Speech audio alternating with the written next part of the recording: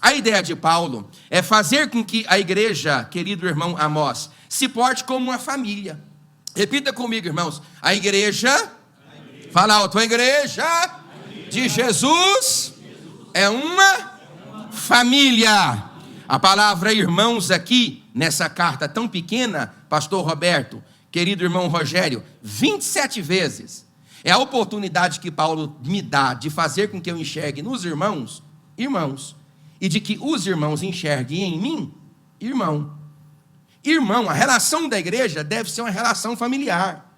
Uma igreja precisa aprender a desenvolver uma relação familiar. E você vai perceber isso aqui de toda forma possível. Por exemplo, qual é a relação dos crentes com a liderança da igreja? Como que vocês aí, olha aqui, look at me please. Como que vocês que estão aí na nave da igreja, que eu chamo carinhosamente de corpo discente, corpo que aprende, enxerga o corpo docente? Como que vocês enxergam o pastor? Porque tudo está na visão. Vamos no 3, tudo está na visão. 1, 2, 3. Tudo está na visão. De novo, 1, 2, 3. Tudo está na visão. Então, Paulo, para fazer, querido irmão Éder, que a igreja vive uma relação familiar, ele vai tratar a igreja em relação aos líderes, para depois tratar os líderes em relação à igreja. Ele precisa fazer com que a igreja aprenda a observar os líderes na perspectiva divina. Aí ele vai fazer com que vocês aí nos observem aqui neste critério que eu separei, que são 3. O primeiro, os crentes devem acatar com apreço os líderes espirituais da igreja. Aí eu fiz uma pergunta, mas por que, pastor, que eu tenho que acatar com apreço? Por que eu tenho que respeitar com apreço a liderança da igreja? Aí eu fiz a resposta, por causa do trabalho que eles realizam. Se não, vejamos o que diz a Bíblia. Agora, vos rogamos, irmãos, que acateis com apreço os que trabalham entre vós, e os que vos presidem no Senhor, e os que vos admoestam, e que os tenhais em amor e em máxima, ó o superlativo, em máxima consideração, por causa do trabalho que realizam. Aí ele disse, vocês querem deixar de dar trabalho para o pastor? Quer deixar de dar trabalho com a igreja? Quer deixar de dar trabalho para a igreja? Quer deixar de dar trabalho no ciclo relacional da igreja? Queremos. Aí ele sacramenta, vivei em paz uns com os outros. Agora olha para cá. Paulo está dizendo que não deve ser apenas um sentimento de quietude, de fleuma. Eu hoje, irmãos, depois de quase 30 anos na lida ministerial, já fico feliz quando o crente não trabalha, mas também não dá trabalho. Olha, eu já estou dando glória a Deus. Quase que nasce asas debaixo do meu terno. Se o crente não dá trabalho. E se o obreiro não dá trabalho, para mim, oh meu Deus, é mistério de mistério. É o terceiro céu relacional. Agora nós vivemos numa época que as pessoas estão vulneráveis. As pessoas estão fracas, elas dificultam a realidade de si mesmas e fazem a projeção, projetam nos outros o dilema que elas estão vivendo. Quem faz isso? Quem faz isso sou eu. Quem faz isso é o Léo, quem faz isso é o Rogério, quem faz isso somos nós mesmos. Outro dia um irmão ligou para mim e perguntou, pastor, você acha que eu estou doente? Eu respondi para ele, eu não acho que você está doente, eu acho que eu estou doente. Eu acho que as pessoas me adoecem, eu acho que a lida me adoecem, que os boletos bancários me adoecem, que os problemas familiares me adoecem. A minha diferença entre o irmão é a capacidade que eu tenho de lidar com as minhas próprias dores, com os meus próprios medos, com os meus próprios temores. É o equilíbrio que eu tenho de lidar com as dores que perturbam e que surrupiam o meu ministério.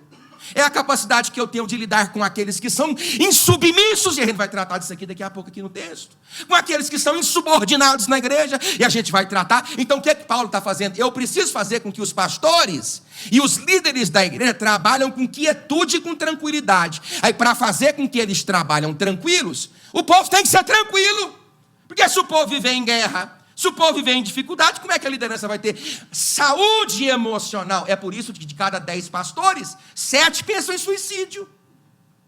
É por isso que de cada 10 pastores, 9 pensam em abandonar o ministério todos os dias.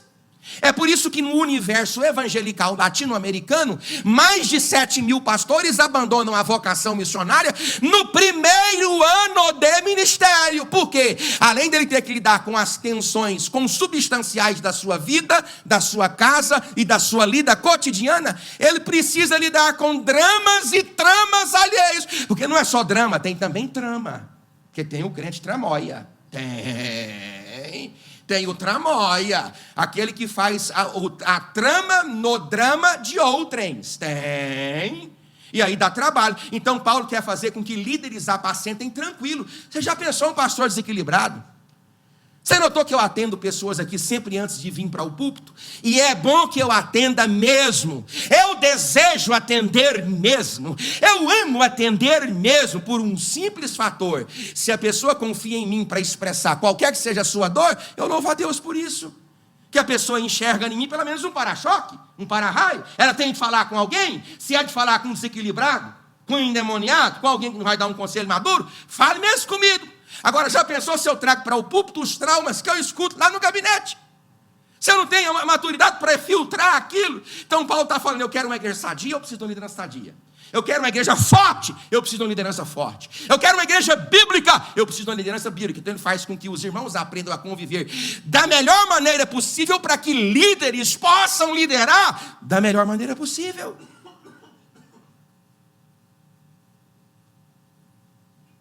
Então, por causa desse trabalho, ele fala assim, irmãos, vocês acatem com apreço os líderes, acateis com apreço os que trabalham entre vós, os que vos presidem no Senhor e os que vos admoestam. Segundo lugar, os crentes devem amar e considerar profundamente, no 3, profundamente, 1, 2, 3, de novo, 1, 2, 3, os líderes espirituais. E essa palavra aqui, profundamente, é um empréstimo muito superficial da proposta etimológica grega. Porque a proposta grega da palavra rekperissos significa em máxima consideração. É um superlativo abusivo.